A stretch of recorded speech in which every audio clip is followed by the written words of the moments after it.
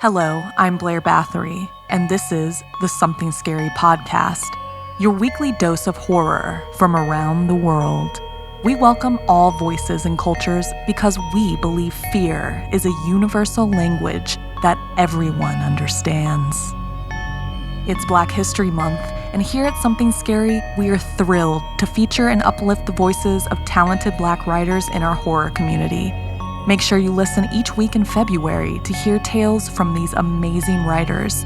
Let's go back to basics with stories of the thing that haunts us all, ghosts. Whether you're someone who can see them or not, they are always there, lurking around us. The spirits of the dead, the tormented, and evil are here, and you better pray they don't have unfinished business with you. First, to fear or not to fear the dead, followed by death by arrogance, then stranger danger at school. Finally, in our featured story, it will get you while you sleep. So, wanna hear something scary? Let's go home. They say that God will never give you more than what you can handle. So if you were shown a ghost, what would you do about it? We'll find out if one girl is afraid in the following story written by our returning feature writer, RJ Joseph. If you want to hear more of her stories, check out our previous episodes, Embody the Horror and All Hallows Hell. Lottie loved her elevator. It was extra fancy for other people, but it was a necessity for us to get Lottie from floor to floor in our house. That she loved it and wasn't afraid of it was a bonus. Every weekday morning, she and I wheeled into the elevator so I could get her to her school bus out front. She giggled loudly and waved her arms with glee. Neither her specialized medical team nor I could tell how much vision she actually had. But I did know she always focused her amusement-lit eyes on the back right corner of the elevator. She laughed the entire ride down and remained focused on that corner as I rolled her out, the beginnings of a frown marking her pretty little face at our leaving. When I'd remind her that we'd been using it again in the afternoon when she got home from school, she'd perk up again and hold her gaze on that right back corner until I closed the door. The first time we waved her hand purposefully was as we entered her beloved elevator one morning. She raised her right arm up to her eye level and slowly lifted her fingers. "Are you waving, Lottie? You're so awesome. Look at Mommy's little girl." I was beside myself with excitement. Physical movements were difficult for my baby, but she worked hard to do what she could. I was so proud of her and her determination. She giggled at my excitement. Her arm dropped. She raised it again, at a diagonal, the way she did when she wanted to rest her hand or arm on me to get my attention. She pointed her hand directly at the back right corner. Her arm stopped, as if her hand had encountered something solid. That something solid wasn't me or the elevator walls. The mirth in her eyes intensified, and a shiver rolled down my arms. I looked into the corner, which was directly next to where I stood when we rode down. I saw nothing except the wood paneling that made up the elevator walls. My unease grew as I watched Lottie hold her arm up in the same position the entire ride. She didn't have the muscle strength to do that unassisted. That afternoon, she and I stood for a long moment in front of the elevator before I opened the door for our ride up to her room. Lottie signaled her impatience with my hesitance by fidgeting in her chair. When she started to whimper, I knew I couldn't wait any longer. I opened the elevator door and watched my daughter for her response. As I expected, her eyes again lit up and she raised her hand, pointing it to the back right corner. As I entered, I too peered at the corner, looking for anything to explain her amusement and the prickly anxiety that crept over me. I really wanted an explanation for her sudden ability to hold her arm up for such sustained periods of time. I saw nothing. Lottie cooed as she closed her outstretched hand midair. I closed the door and we started up. The light went out in the elevator. I muffled a shriek so I wouldn't scare Lottie. I needn't have worried about Lottie being scared, though. She waved her arms more frantically, laughing herself into breathlessness. A dim, luscious light involved in the right corner and a slight movement off to my right side caught my eye. A little girl was in the elevator with us, someone I had never seen before. She held Lottie's outstretched hand and laughed with as much amusement as Lottie expressed. I couldn't hear her, but I could see her. She and my baby were enjoying each other. They ignored me as they apparently had done for some time, caught up in their usual elevator play with each other. The cold I felt spread through my whole body. Lottie seemed unaffected by the chill. The elevator ride to the second floor took longer than usual. Then it hit me. The power was out. We shouldn't be moving at all. We weren't going to the second floor. The moment the realization came, the little girl turned to me and stared straight into my eyes. She then released Lottie's hand to make a brushing motion, sliding her palms together. "Let's go home," she signed. I recognized the phrase from Lottie in my attempt to learn ASL to see if it was something Lottie could use to communicate. Lottie also remembered the phrase and giggled loudly, nodding her head. The elevator continued to rise, holding Lottie, me, and the other little girl. It grew colder and colder. The last conscious thought I would have brought warmth to a small corner of my heart at the sight of the two little girls, giggling, singing, and playing together. They were happy.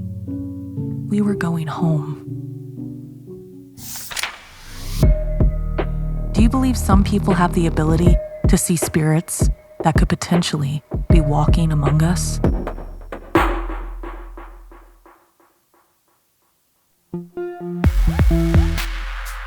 We all know those people who think they always know best.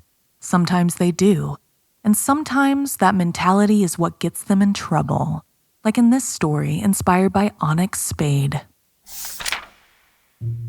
Norman Wright was a 40-year-old butcher who was never too kind to his clients. He was a devious and arrogant man with more enemies than friends.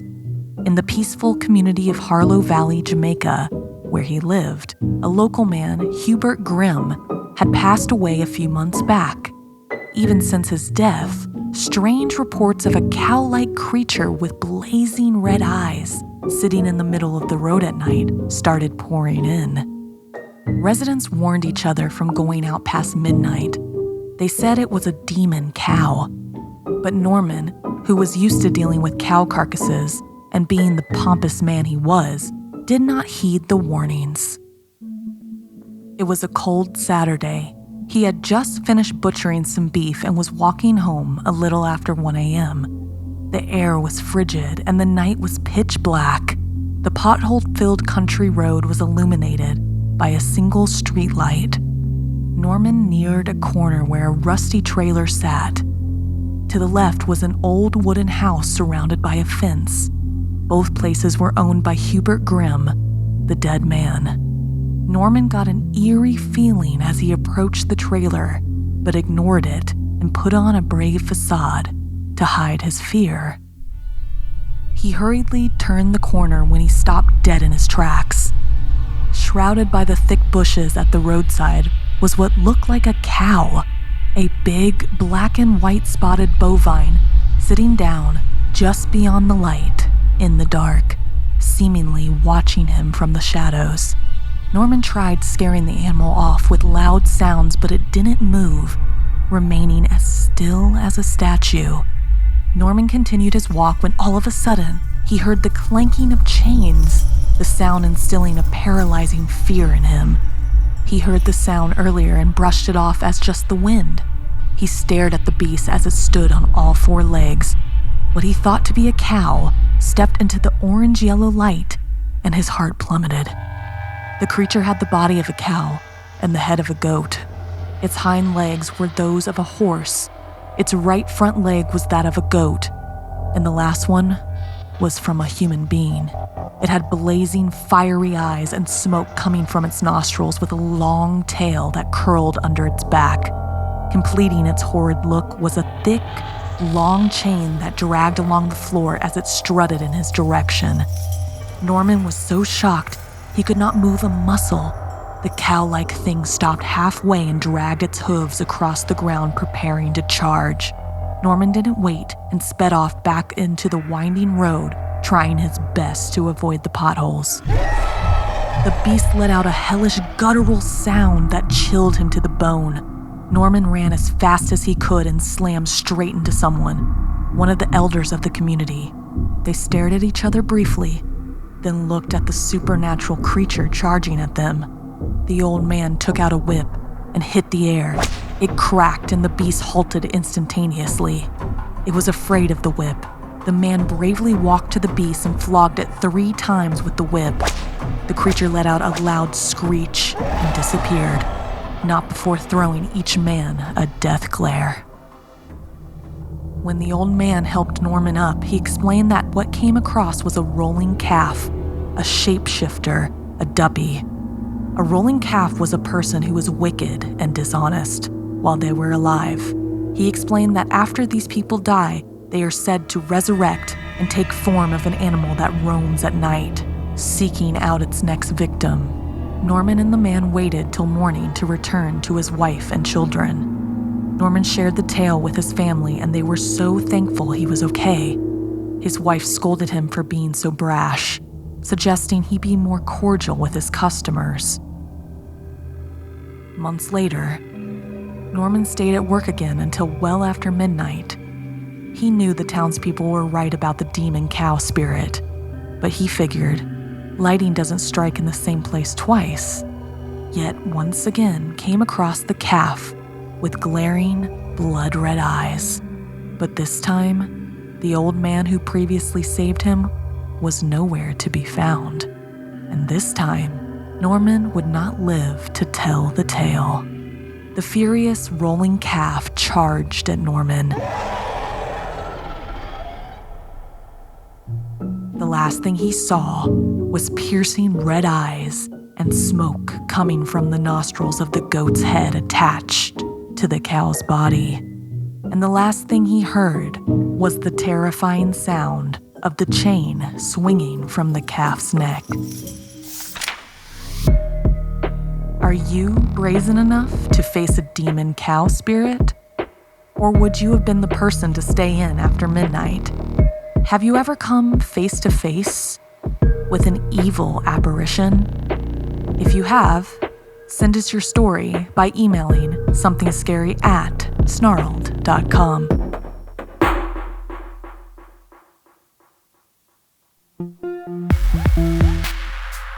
How do you know what you should be afraid of if the good looks exactly like the bad?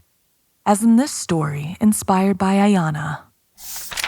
When I was in kindergarten, I had a chilling experience. I was at my first field day. The event was like a mini Olympics for all the kids in school. I was excited for the festivities, but was also incredibly nervous because I wasn't great at sports. The pressure leading up to that day was stressful for me, but thankfully, my sweet papa was always around to give me good advice. He said, "Little old Yaya, just do your best and you'll make yourself proud." It was great advice, but I was still freaking out once my track event rolled around. The entire school was outside watching the events. Lots of the kids had hot chocolate, and parents surrounded the field wrapped in blankets with cups of coffee. Both of my parents worked, so I knew they wouldn't be able to come cheer me on. Nevertheless, I was at the starting line ready to run as fast as I could. My papa's words ran through my mind, and just before the bell sounded to start, I looked up and saw someone in a red baseball cap with a soft smile. It was my papa. He made it. The bell sounded, and I took off as fast as I could. I could see Papa grinning in the crowd. I rounded the corner and took third place. I cried with excitement and exhaustion. I called out to Papa, and he shouted back, Go, little Yaya. Go. He followed my team around as we moved to different events on the field. I watched him on the sidelines schmoozing with other parents and my teachers, no doubt telling them how proud he was of me. Halfway through the day, I wondered where my grandmother was. They never go anywhere without each other. Continued to scan the crowd for her, but to no avail. Finally, during our quick break, I ran over to hug my papa. He scooped me up in his arms, but he didn't smell the way he usually did, with the scent of Gain laundry detergent and my grandma's perfume. I asked him where Gram was, but he avoided the question, just telling me how proud he was of me. I told him it was all thanks to the advice that he gave me. He said, "Yeah, the best advice is hard work pays off." Huh? That wasn't what he told me. He told me to just do my best and make myself proud. I was standing there confused when he took me by the hand and said he would drive me home. He started to pull me toward the car when my teachers called my name. It was time for the wheelbarrow race. I squeezed my papa's hand and then ran back off to the field. I could no longer find him in the crowd after that. After field day ended, my mom picked me up and I was so excited giving her the details of the event and telling her that Papa actually came to support. When we arrived home, everyone was there for family dinner. My parents, my two big brothers, and my grandparents. My mother told my papa, "Yaya said you visited her at the field today. That was so sweet." Papa's face crinkled. "What are you talking about?" he said in confusion. I laughed and told him to stop playing around. I wanted him to tell everyone how well I did during my events. But he was quiet. He said that he was with my grandma at a doctor's appointment all day. He was happy to hear I placed with a medal, but unfortunately, he wasn't there to see it. As I was describing in detail my interaction with him at the school, I had a terrible realization. If it wasn't him, then who cheered me on? Who hugged me? And who tried to take me into their car? I burst into tears, the whole thing too terrifying to comprehend. How could someone who wasn't my papa trick me? How did we know that that was my papa sitting at the table right now? The adults all shared worried looks. Although they tried to calm me, I could tell they were also concerned. Later that night, my mother was tucking me in and she explained they think that I saw a doppelganger, a biologically unrelated look-alike or a body double of my papa, a ghostly figure that might have been there to deliver me a message. My mother assured me that I had nothing to worry about. She then waved my papa into the room. I quickly hid under my blankets and curled up into a ball. He put his hand on my back and called me his little old Yaya. He said he knew I was scared and I could take all the time I needed. And through the blanket, I could smell the scent of Gain laundry detergent and my grandma's perfume. And I knew that I would be okay. Have you ever come into contact with a doppelganger? What would you do? Would you ever want to meet yours? Or would you be too terrified? If you did meet a doppelganger, what would you say to them?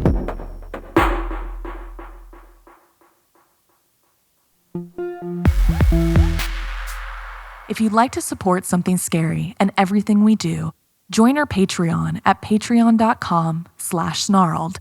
You'll get access to our members-only Discord and become a part of our spooky community. And don't forget to check out our new merch on somethingscary.com. We have new gifts that will warm even the darkest hearts for Valentine's Day. In our final story, join my co-host Stephanie as she tells the tale of the Boo Hag, inspired by Madison B. The story is also now animated over on our YouTube channel. In the low country of South Carolina roam many ghosts and spirits.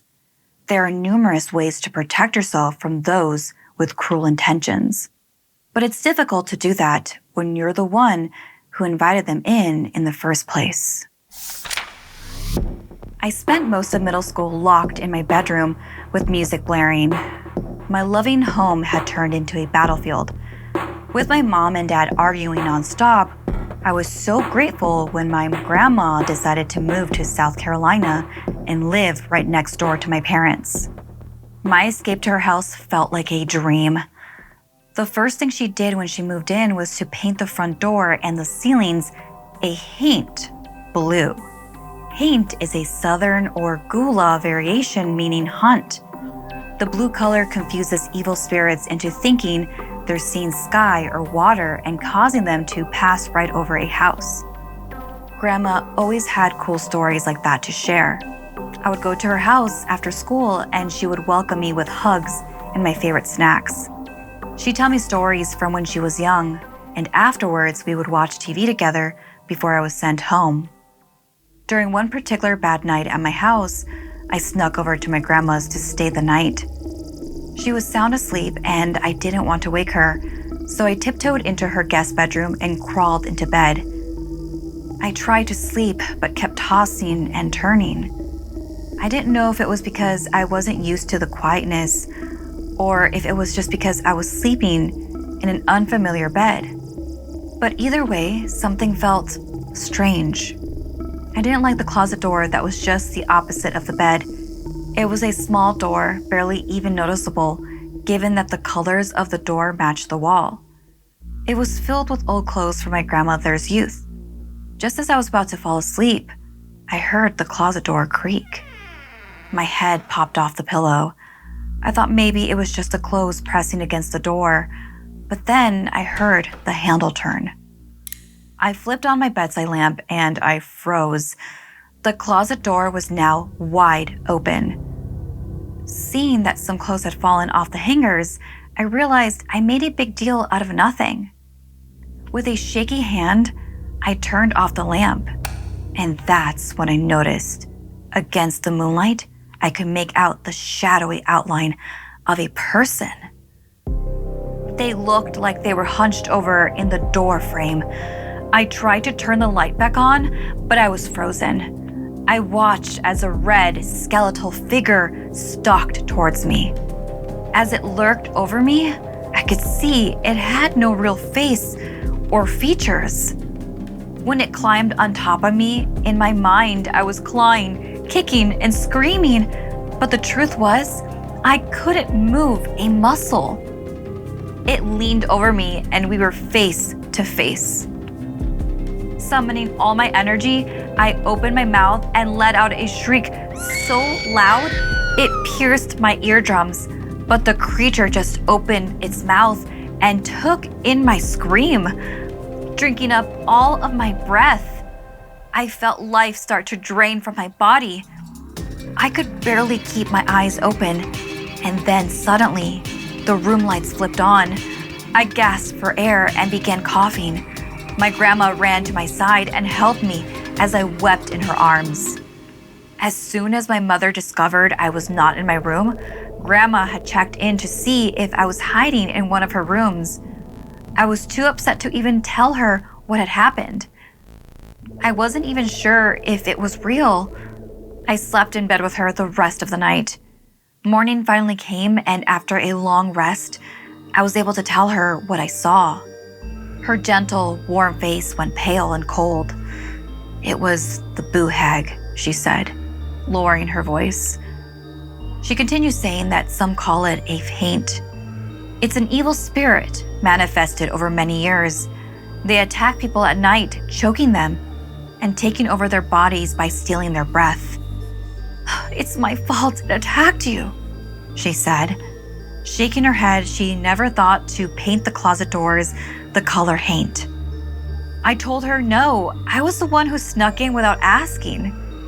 If Grandma hadn't come in when she did, I couldn't even finish my thoughts. It was impossible to bear to think about what might have happened to me.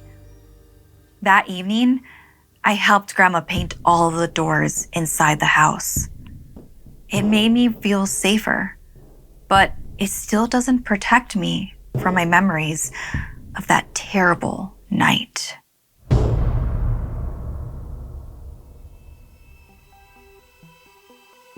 This week's podcast stories were edited by Sarah Lukasiewicz, Janine Pipe, and Stephanie Strange. Narration by Blair Bathory and Stephanie Strange. Audio edited and mixed by Fitz Harris. Additional audio editing by Calvin Linderman. Art and graphics by Irma Richardson. Produced by Anna Villalobos. Executive produced by Gail Gilman. Music by Sapphire Sindalo and Calvin Linderman.